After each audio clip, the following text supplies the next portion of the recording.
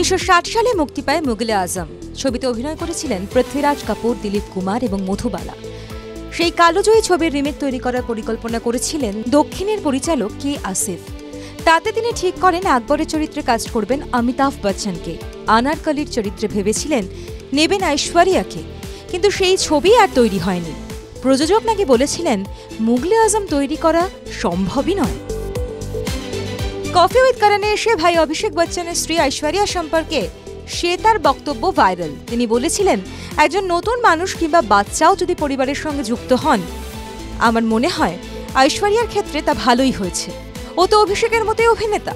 ইন্ডাস্ট্রির কাজের ধরন সম্পর্কে ধারণা আছে, কত দেরিতে কাজ শেষ হয়, শুটিং কিভাবে হয় সেসব ওর জানা। অমৃতার সঙ্গে বিবাহ বিচ্ছেদের পর সাইফের জীবনে আসেন নতুন নারী। তিনি বিদেশি মডেল রোজা কাতলানো। শুরুতে সাইফের সঙ্গে সম্পর্ক ভালো থাকলেও সেই সম্পর্ক ছেড়ে বেরিয়ে আসতে এক প্রকার বাধ্য হয়েছিলেন রোজা। তিনি জানিয়েছিলেন 180 ডিগ্রি পাল্টে গেছেন সাইফ। রোজাকে এড়িয়ে চলতেন, দিনের পর দিন কেটে যেত, নিজে থেকে ফোন করতেন না। বান্ধবীর মৃত্যুদিনে শেষে তার নামই অপপ্রচার। অভিনেত্রী রত্না ঘোষালের বক্তব্য ভাইরাল হতেই নিন্দার ঝড় সমাজ মাধ্যমে। হঠাৎই মহুয়া রায়চৌধুরীকে নিয়ে কেন এমন মন্তব্য করলেন তিনি? রত্নার কথায় মজা করতে করতে গোলাকে চামচ করে মদ খাওয়াতো মহুয়া। আমি মজা করেই কথাটা বলেছি, এই নিয়ে কেন এত শোরগোল বুঝতেই পারছি না। বিয়ের এক সপ্তাহ গড়াতে না গড়াতেই একাধিক পোস্ট সামনে আনলেন সোহিনী সরকার।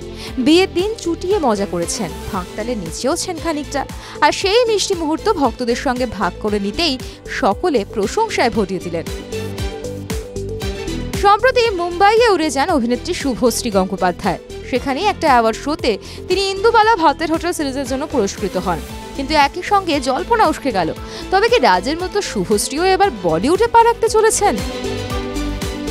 দুটি ছবির ব্যবসা মোটেই ভালো নয়, তাই নিজের কাজ নিয়ে অখুশি আমিরের প্রাক্তন স্ত্রী কিরণ রাও। বললেন, ধোবিঘাট ও লাপাতা লেডিস এই দুটি ছবি বক্স অফিসে খুব একটা ভালো ফল করতে পারেনি। 10-15 বছর পর লাপাতা লেডিস কিছুই করতে পারেনি, তার আয় মোটামুটি ধোবিঘাটের সমান। তাই দুটি কাজ নিয়েই আমি ব্যর্থতা অনুভব করি। যিশু সেনগুপ্ত নীলাঞ্জনা সেনগুপ্তের বিবাহ বিচ্ছেদের জল্পনায় তোলপাড় টলিপাড়া। রটেছে ম্যানেজারের সঙ্গে নাকি পরকীয়ায় জড়িয়েছেন যিশু। এসব নিয়েই যখন আলোচনা, তখন মাকে নিয়ে আবেগঘন কন্যা সারা সেনগুপ্ত মায়ের সঙ্গে ছবি শেয়ার করে লিখলেন, পৃথিবীর সবচেয়ে শক্তিশালী মহিলা। 2022 সালে বিচ্ছেদ হয় রণজয় ও সোহিনীর। বিচ্ছেদ নিয়ে অতীতে বারংবার রণজয় মুখ খুললেও সোহিনী কিন্তু এ যাবৎ ছিলেন চুপ। তবে বিয়ের পর যা সব কদর্য আলোচনা, রণজয়ের আরেক প্রাক্তন প্রেমিকা অভিনেত্রী সায়ন্তনী গুহঠাকুরতা রণজয়কে নিয়ে বিস্ফোরক মন্তব্যে আর নীরব থাকলেন না সোহিনী। তার প্রশ্ন, যে ছেলে 2021 পর্যন্ত কিছু করে না, 2022-এ সিরিয়াল করার পর থেকেই কেন সমস্যা শুরু হলো? যে ভালো চায় সে কেন শুধু সংবাদ মাধ্যমের সামনেই ভালো চায়টা সীমাবদ্ধ রাখলো, আমাকে জানালো না পর্যন্ত?